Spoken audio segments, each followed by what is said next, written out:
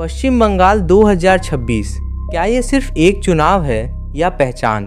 सत्ता और भविष्य की सबसे बड़ी लड़ाई यह वही बंगाल है जहां कभी 34 साल तक वामपंथ का शासन रहा, फिर एक बड़ा बदलाव आया और ममता बनर्जी के नेतृत्व में नई राजनीति ने जन्म लिया।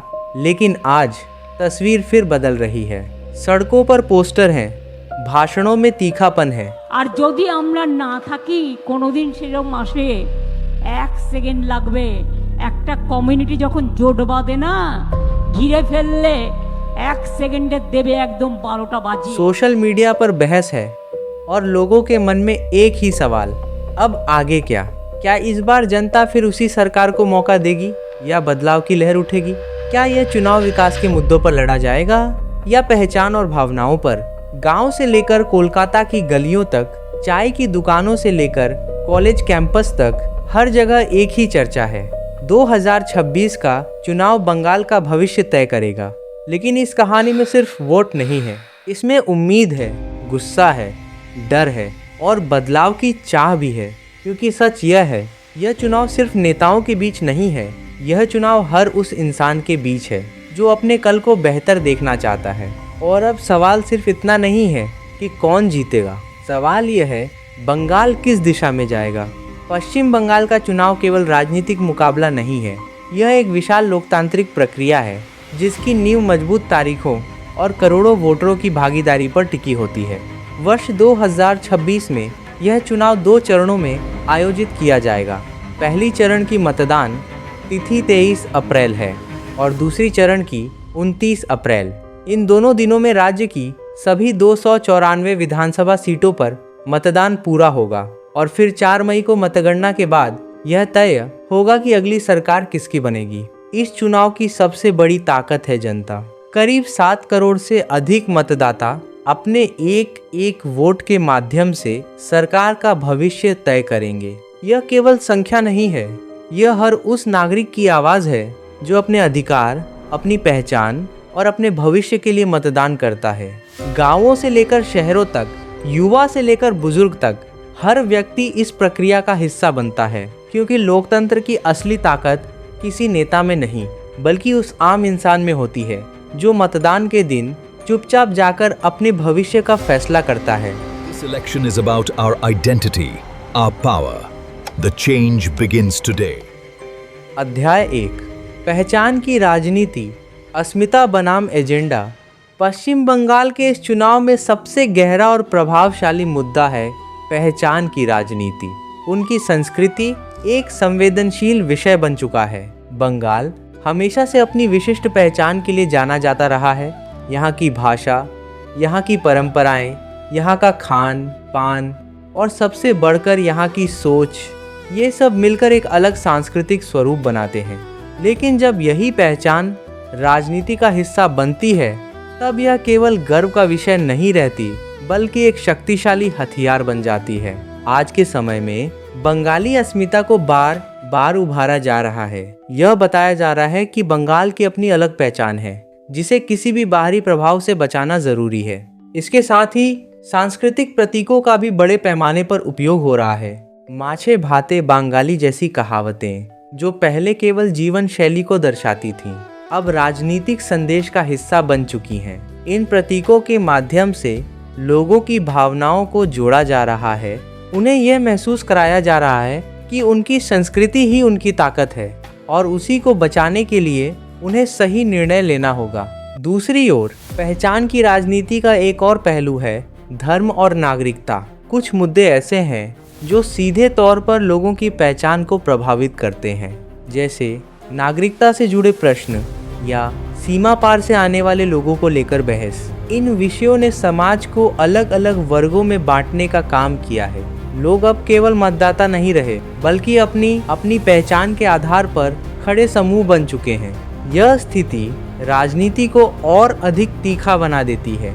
अब चुनावी भाषणों में विकास, रोजगार और शिक्षा जैसे मुद्दों के साथ पहचान और सुरक्षा के सवाल भी बराबरी से उठाए जा रहे हैं। इससे एक ऐसा माहौल बन रहा है जहां लोग केवल यह नहीं सोचते कि कौन सी सरकार बेहतर काम करेगी, बल्कि यह भी सोचते हैं कि कौन उनकी पहचान और अस्तित्व की रक्षा करेगा।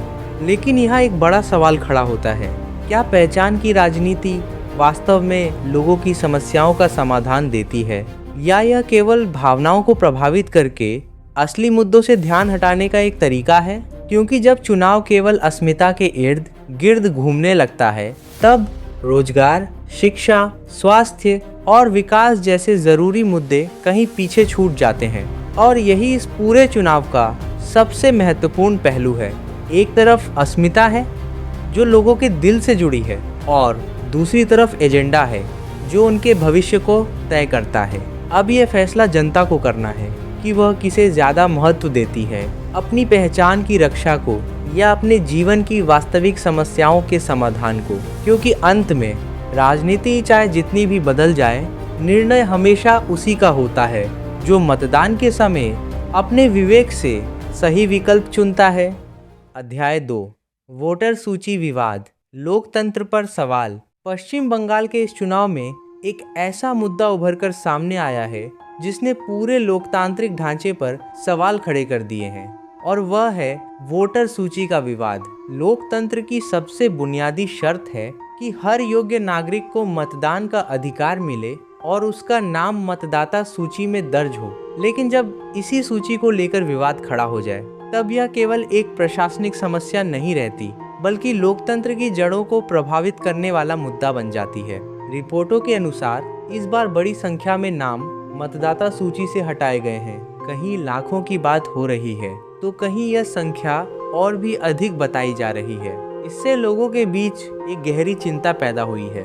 बहुत से ऐसे नागरिक जो वर्षों से मतदान करते आए हैं, अचानक यह जानकर हैरान है कि उनका नाम सूची में नहीं है। सोचिए, एक व्यक्ति जो अपने अधिकार को लेकर सजग है, जो हर चुनाव में हिस्सा लेता है, और जब वह मतदान केंद्र पहुंचता है, तब उसे बताया जाता है कि उसका नाम सूची में नहीं है।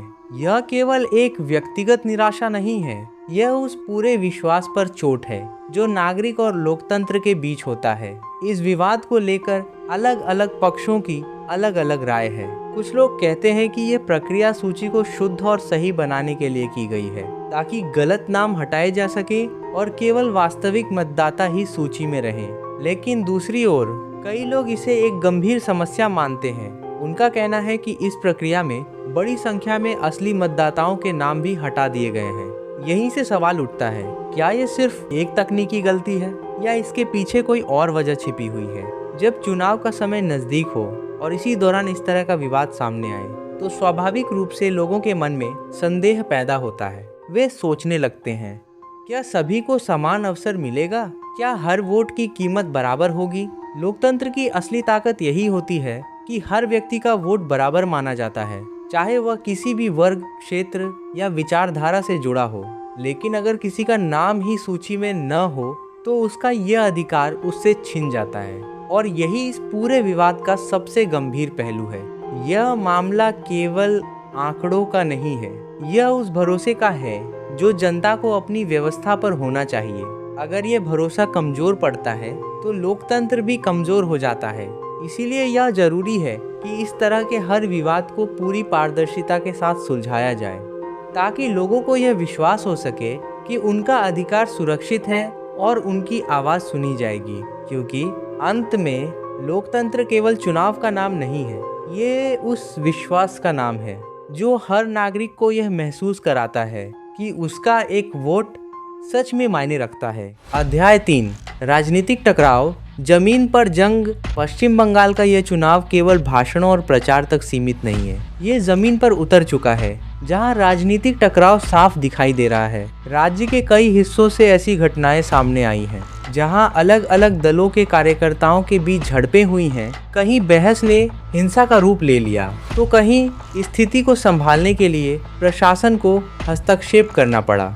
ये दिखाता है कि ये चुनाव केवल विचारों का मुकाबला नहीं रहा, बल्कि ताकत और प्रभाव का भी प्रदर्शन बन चुका है। गांवों से लेकर शहरों तक हर जगह राजनीतिक माहौल गर्म है। लोग केवल चर्चा नहीं कर रहे, बल्कि खुलकर अपने पक्ष में खड़े हो रहे हैं।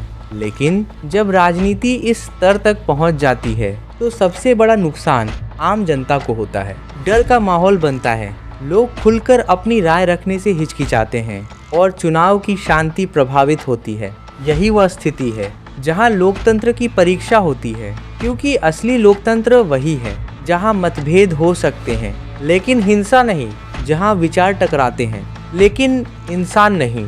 अध्याय 4, सत्ता विरोधी लहर, जनता के सवाल। पश्चिम बंगाल में लंबे समय से एक ही सरकार सत्ता में बनी हुई है और अब जनता के बीच एक अलग तरह की भावना उभरती दिखाई दे रही है, जिसे सत्ता विरोधी लहर कहा जाता है। जब कोई सरकार लंबे समय तक शासन करती है तो लोगों की अपेक्षाएं भी बढ़ जाती हैं। वे केवल वादों से संतुष्ट नहीं रहते बल्कि ठोस परिणाम देखना चाहते हैं। आज कई लोग सवाल उठा रहे हैं, रोजगार के अवसर क्यों कम हैं? नए उद्योग क्यों नहीं आ रहे?